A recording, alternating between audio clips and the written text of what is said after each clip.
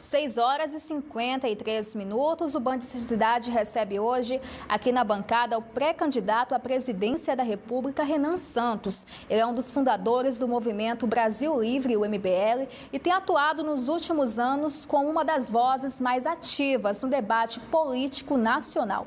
O pré-candidato defende pautas como o combate à corrupção e reformas econômicas. Renan Santos, boa noite, seja muito bem-vindo ao Band Cidade. Boa noite, é uma honra estar aqui. Vamos trocar ideia, vamos debater. Muito feliz em ser recebido e, aliás, muito feliz com toda essa viagem pelo Maranhão. Aprendi muito, passei muito perrengue, entendi como é que é a vida das pessoas aqui, em grande medida, e já pensei em soluções para resolver muitos dos problemas. Falando nisso, o senhor que esteve esses dias pelo Maranhão, aqui em São Luís, no interior do estado, e viu de perto a população do Maranhão, também as estradas, o que mais chamou a atenção? Olha, é difícil, eu fazeria um programa inteiro aqui só com a lista dos problemas. As estradas talvez seja o problema mais óbvio. Eu furei 7 pneus, andando coisa de 50 por hora, tá? As pessoas falam, não, tem estrada com buraco. Aqui no Maranhão vocês têm buraco com estrada. É buraco para todos os lados. Eu vi motoqueiro caindo, sendo socorrido e mal socorrido ao longo da estrada. Eu vi caminhão de soja tombado. A gente viu tudo isso acontecendo, inclusive nas regiões muito produtivas aqui do estado. A região lá de Imperatriz, região de Balsa, tem muita produção agrícola. E os coitados ali, assim, nem conseguindo entregar a produção deles. Eu vi estradas de terra largadas com pessoas, igual o pau de arara aconteceu nos anos 50 e 60, com famílias inteiras em cima de uma caminhonete, pulando como se estivesse num show, coitados, porque o caminhão entrava no buraco e ia para lá e para cá. Vi cidades que inclusive têm arrecadação, como Santo Antônio dos Lopes, mas mesmo essa cidade com a administração pública tão ruim que eles têm, as pessoas viviam muito mal. Eu vi esgoto a céu aberto, eu fui para Pinheiros, que é a cidade do Sarney, e lá em Pinheiros até o urubu tinha nome, tinha umas pessoas, esse aqui é o Zé, o nome do urubu, esgoto a céu aberto, ou seja, muito dinheiro é colocado no Maranhão. E essa é uma verdade, o Maranhão é o segundo estado que mais recebe dinheiro de acordo com o Pacto Federativo, que é o dinheiro que vem do governo federal, e ao mesmo tempo os políticos somem com esse dinheiro e entregam um maltratamento para as pessoas que é indigno. Nem animal é tratado igual a população do Maranhão é tratada pelos políticos. Na sua visão, quais são hoje os principais problemas que precisam ser enfrentados aqui no Maranhão? Para resolver a parte econômica, desesperadamente, vocês precisam de estrada. Desesperadamente. E não é qualquer estrada. Como vocês têm produção agrícola boa, e olha só que dádiva, o Maranhão tem produção agrícola que vale a pena e está crescendo. A gente tem que dar estrada de concreto, para o caminhão não ter buraco, para as pessoas poderem ir e vir numa boa. Estradas vicinais, as estradas estaduais que vão levando para os municípios também. Sabe, é só comprar e não superfaturar o orçamento do asfalto, como fazem, que você vai ter um asfalto simples, a pessoa vai poder entregar a produção dela aqui e ali, vai poder circular de uma cidade a outra de maneira livre. Isso é uma das coisas. A segunda coisa, brecar o avanço do crime organizado. A gente está falando aqui de um dos 10 estados mais inseguros do Brasil, que é o caso do Maranhão, com um dos piores índices que envolvem homicídios e roubos de celular e roubos de bens pessoais das pessoas. Está todo mundo com medo. Feminicídio subiu no Maranhão também. E a terceira coisa que é muito importante a gente colocar aqui, o Maranhão apresenta uma taxa de analfabetismo próxima dos 15%. Eu visitei famílias em que as pessoas não sabem ler e escrever de verdade. E isso assusta. Nós estamos em 2026. Analfabetismo era uma coisa para a gente ter resolvido nos anos 50, 60. Isso ainda existe aqui no estado. E aí eu pergunto, o dinheiro do governo federal, o dinheiro do Fundeb vai para as escolas. O que eles estão fazendo com esse dinheiro? Por que as pessoas não estão sabendo ler e escrever? Então tem uma situação de calamidade aqui. E eu volto a falar, para quem mora no Maranhão, a situação aqui é de calamidade. O que pode ser feito para melhorar na prática essa realidade? Primeira coisa, assim, eu venho aqui para o Maranhão muito mais para arrumar inimigos do que arrumar amigos. No sentido que eu vou apontar os erros. A classe política do Maranhão sabota a população. Eu nunca vi nada igual à classe política daqui. Então, uma das coisas que nós podemos fazer é ter quadros novos na política que não tenham rabo preso com ninguém e que estejam dispostos a trabalhar por desempenho. Ou seja, se não melhorar a saúde, a educação e a segurança e a infraestrutura aqui do estado, essa pessoa não pode sequer ter direitos políticos. Eu vou, como presidente da República, passar a lei. Vai funcionar assim, prefeito que não entregar melhoria na saúde, segurança, educação e infraestrutura não pode concorrer na eleição seguinte, fica inelegível. Aí se ele quer chamar o Wesley Safadão para fazer show, igual tentaram fazer em Santo Inês, se ele quer comprar voto, aí não vai poder, porque ele vai estar inelegível. Então eu vou acabar com essa farra. Outra coisa que eu vou fazer, eu vou fundir município. Tem mais de 200 municípios, aqui tem 217 municípios no Maranhão. Eu vou fazer ter menos de 100 municípios. Vamos juntar os municípios, ter uma administração só, para deixar desempregado esse monte de vereador, os babão dos vereadores que são colocados dentro da máquina pública, e com base nisso a gente racionalizar, fazer entregas boas para as pessoas. Isso é, assim, a primeira coisa que tem que fazer, e o governo federal tem que atuar ajudando nisso. A classe política daqui, eu volto a repetir, eu estou rodando o Brasil todo, eu nunca vi vi uma classe política tão absurda quanto a do Maranhão. Esses caras são piores do que uma bomba atômica. Você fala assim, Renan, você prefere pegar ebola, você prefere ser atropelado por uma carreta ou ser administrado por um político do Maranhão? Eu prefiro pegar a ebola e ser atropelado por uma carreta. Eu nunca vi uma coisa tão ruim quanto os políticos daqui. Pré-candidato, falando nisso, hoje mais cedo o senhor esteve no bairro Coroadinho, aqui em São Luís, e uma fala sua chamou a atenção. Vamos acompanhar. Pessoal, o Pedrinho me trouxe para gravar em Coroadinho, uma favela aqui em São Luís do Maranhão. E é uma filial do inferno, tá? A quantidade de cachorro morto que tem aqui, no meio da rua, cara. Eu vi 3 cadáveres de cachorro. Um lugar tomado pelo crime. Cara, isso aqui é uma filial do inferno. Isso aqui é uma filial do inferno. Após esse vídeo que gerou uma grande repercussão aqui no Maranhão, uma página que se diz representar os moradores do bairro Coroadinho divulgou uma nota de repúdio, afirmando que as declarações foram desrespeitosas e que a comunidade não aceita ser usada como palco político. Como o senhor vê essa situação? Eu acho muito humilhante para essa comunidade ser representada por um tipo de associação que ela própria faz durante o período eleitoral. Abertura de espaço para político malandro e político vagabundo que compra voto nessa comunidade e mantém o que eu disse. Esgoto a céu aberto, lixo jogado no chão, pessoas, eu tenho imagem de tudo, pessoas catando lixo, lavando a mão no esgoto ali, restos de cachorro que morreu sendo jogado no meio da rua, 5 facções disputando espaço ali, não é uma, não é duas, são 5 facções. Se isso não é uma filial do inferno, eu já não sei mais o que é. Essas pessoas, associações, influencers, eles querem fazer o morador dessa região crer que isso é normal e que essa pessoa tem que ter orgulho. Tenho orgulho de viver controlado pelo tráfico, eu tenho orgulho de andar sobre o esgoto, eu tenho orgulho de não ter título de propriedade, eu tenho orgulho de ter um analfabetismo graçante, andando para lá e para cá. Eu tenho orgulho, a taxa de homicídios nessa região, Coroadinho, em 2014 foi de 80 homicídios a cada 100 mil habitantes. Isso é 10 vezes a taxa de homicídio na Ucrânia, que está em guerra. E essas pessoas querem que isso seja normal. Eu acho um absurdo, mantenho que é um absurdo, e se for presidente da República, eu vou transformar isso em bairro. Em bairro. Eu não vou manter aquilo como favela. Mas eu tenho orgulho de que é uma favela. Você está errado. A população nem sempre está certa. A população, às vezes, compra orgulhos de coisas erradas. Ninguém tem que ter orgulho do que eu vi ali. Ninguém tem que ter orgulho do que do lado de um ponto de ônibus em que criança pega ônibus para ir para a escola, tem 5 cadáveres de cachorro morto e um homem estava trazendo numa sacola um outro cachorro morto para jogar ali. Ninguém tem que ter orgulho disso. A gente não tem que ter orgulho do errado. E no Brasil tem um discurso coitadista, a gente tem que ter orgulho do errado. Não, mas ele ali é a nossa favela. Tá errado, ninguém tem que morar em favela. Mais de 30% da população de São Luís mora em favela e o prefeito aqui da cidade ainda quer concorrer para governador. Esse homem tinha que ter vergonha na cara. Aí vem esses influencers querem reclamar, reclamem o quanto quiser. Eu vou me tornar presidente da República e eu vou acabar com as favelas no Brasil. E vou acabar com favela no Coroadinho. Vocês vão morar em bairro decente, em casa decente, sem crime organizado. Eu vou matar os bandidos, todas as lideranças do crime organizado, o bonde dos 40, vou dar um nome aqui, bonde dos 40, eu vou matar vocês. E eu vou fazer o que precisa ser feito. Ninguém tem que ter medo de dar nome às coisas como precisa ser dito. Assim como eu vou destruir o crime organizado, favela tem que virar bairro. Favela não tem que ser objeto de orgulho, tem que ser objeto de obra, de reforma. Falando nisso, o senhor acha que o governo do Maranhão está no caminho certo ou estagnou? Não, não está no caminho certo. O estado do Maranhão precisa de uma intervenção urgente. O atual governador, eu não sei o que ele está fazendo na vida. Eu estou vendo as estradas no sul do estado. Como é que o cara pode ser um governador? Igual eu falei agora, eu falei do prefeito, né, o Bride, ele quer ser governador. Eu fui olhar ali, esse bairro Coroadinho, uma favela, tudo largado no chão. Como é que um cara que larga o lixo todo, não tem uma coleta decente ali, quer ser candidato a governador? Ao mesmo tempo, o Brandão quer fazer sucessor, foi olhar as estradas. Um homem desse não tem condições morais de ser candidato a nada. Um cara que tem, no meio de uma estrada, uma cratera em que as pessoas caem dentro da cratera. Eu vi motociclista contando história, ele caiu inteiro dentro, cabia a moto dele e ele inteiro dentro da cratera. E aí o governador, não, eu tenho um plano, vou eleger meu sucessor, aí faz aquelas danças, chama cantor. O que é isso? Todos esses caras tinham que ser interditados. Essas pessoas não têm condições, não é nem intelectuais, elas não têm condições morais de ser governador de nada. Esse Brandão é uma vergonha.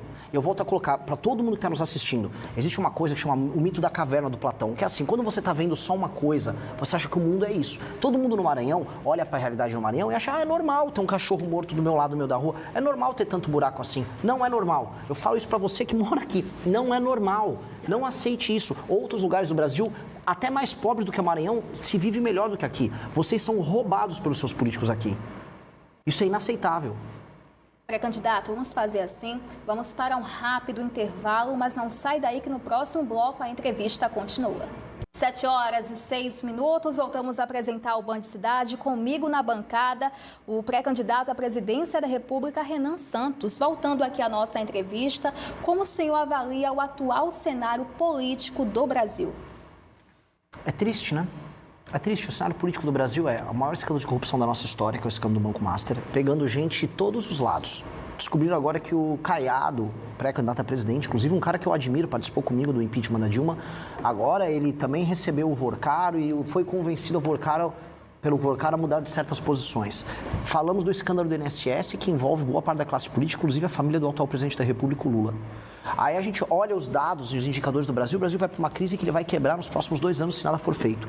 Segurança pública, o crime organizado tomando todos os estados, especialmente do Nordeste. Rankings internacionais de educação, o Brasil caindo pelas tabelas, desempenho horroroso. Então nós estamos muito mal, o cenário político é muito ruim. E aí o que as eleições têm? As eleições nos mostram Lula concorrendo para a reeleição, graças a Deus as pessoas despertando, e eu estou rodando no Nordeste, e eu estou vendo aqui no Nordeste as pessoas despertando para o problema que é o lulismo, o fato que eles não têm nada a entregar. Flávio Bolsonaro, que é membro de uma família que é envolvida em escândalos de corrupção, ele próprio é envolvido em escândalos de corrupção, é um homem muito problemático, um péssimo parlamentar, preguiçoso, não sabe votar. Toda vez que vota errado, ele fala que não leu, que se esqueceu ou que apertou o botão errado. Votou agora numa agenda completamente contrária dos eleitores dele e estava negociando agora a nomeação do Messias, que é o Bessias, que é um aliado do Lula, para o STF. Ou seja, os nomes são muito ruins, infelizmente. Então, o cenário do Brasil é se ficar o bicho come, se correr o bicho pega. Só que tem a gente para enfrentar o bicho. E eu estou rodando o Brasil para despertar as pessoas para esse problema que nós estamos vivendo. Falando em despertar, o senhor acha que ainda a população brasileira está muito presa ainda ao lulismo, ao bolsonarismo? Em parte, sim. Em parte, sim. Porque em qualquer lugar do mundo, você trabalha com o fla-flu, que a gente chama, né? Você tem um ou é o outro. E é fácil pensar com essas categorias. A gente vai ver até em livros religiosos, tem Deus e tem o diabo, sabe? Tem Jesus, tem Lúcifer. Você tem esse dualismo. E esse dualismo não tem que existir. O dualismo não tem que existir, primeiro porque o diabo não tem que ocupar espaço em nada. E o que eu falo para as pessoas é, de um lado você tem o capeta, que é Lula, e do outro você tem o Judas, que é o Flávio Bolsonaro, que é a família que trai as pessoas. Então nós temos que ter um outro caminho. E não é nem terceira via, é a única via. Quais são os problemas do Brasil, independente se você é de esquerda ou de direita. O que nós temos que resolver para ter estrada que funciona, para ter moradia, para acabar com as favelas, para fazer a economia crescer, para fazer as pessoas saírem do Bolsa Família.